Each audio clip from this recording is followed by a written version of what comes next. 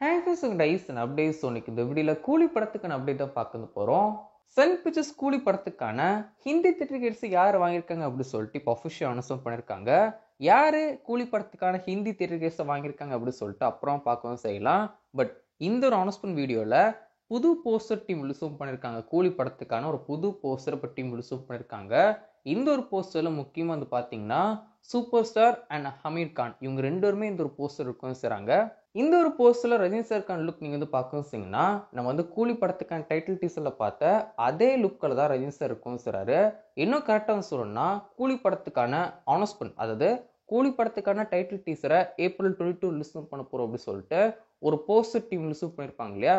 So அதே லுக்கில் தான் ரஜினி சார் இருக்கும் செய்கிறாரு. கையில் வந்து அந்த வாட்சாலான செயின்லாம் வச்சு அதே மாதிரி தான் இருக்கும் சார்.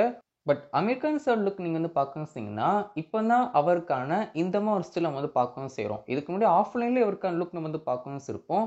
ரீசெண்டாக கூட இவருக்கான கேரக்டர் ரிவீல் போஸ்டர் டீம் ரிலீஸும் பண்ணியிருப்பாங்க. ஸோ இந்த மாதிரி தான் நம்ம வந்து பார்க்கவும் செய்யணும். இப்போ தான் ஆக்சுவலாக படத்தோட அவரோட லுக் வந்து நம்ம வந்து பார்க்கவும் செய்கிறோம். ரொம்ப மாசாக இருக்காரு அப்படின்னு சொல்லலாம். கையில் வந்து கன்லாம் வச்சுருக்காரு அண்ட் முறுக்கு மீசை வேற மாசாக வந்து இருக்கும் சார். அமீர் கான் சாரோட கேரக்டர் பொறுத்த வரைக்கும் ஜஸ்ட் ஒரு கேமியோக்காண்டி இந்த ஒரு கேரக்டர் இல்லை அப்படின்னு சொல்லிட்டு லோகேஷ் அஃபிஷியல் ஷேரும் பண்ணியிருக்காரு ரீசெண்ட் இன்டர்வியூவில். முக்கியமாக இந்த ஒரு கேரக்டருக்கு கதை முழுக்கவே ஒரு இம்பார்ட்டன்ஸ் இருக்கும் அப்படின்னு சொல்லிட்டு ஷேரும் பண்ணியிருக்காரு. ஸோ நான் என்ன நினைக்கிறேன்னா விக்ரம் படத்தில் பார்த்த மாதிரி அங்கங்கே இவருக்கான பேரை வந்து சொல்கிற மாதிரி இருக்கும் அப்படின்னு நினைக்கிறேன்.